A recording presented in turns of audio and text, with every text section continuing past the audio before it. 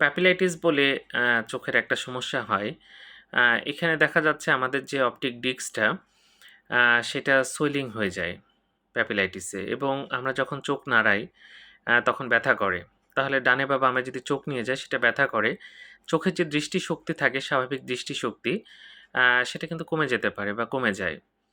এছাড়া যদি প্যাপিলাইটিস হয়, আমাদের কালার যে দেখি বিভিন্ন কালার চিনতে সমস্যা হয় এবং প্যাপিলাইটিসে সাধারণত একদিকে হয়, চোখের একদিকে হয়।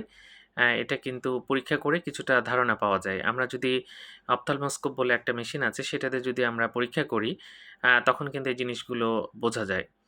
তো যাই হোক প্যাপিলাইটিস এটা পাওয়া যায় এবং এটার চিকিৎসা করতে হবে বা চোখের ডাক্তারকে খুব দ্রুত দেখাতে হবে।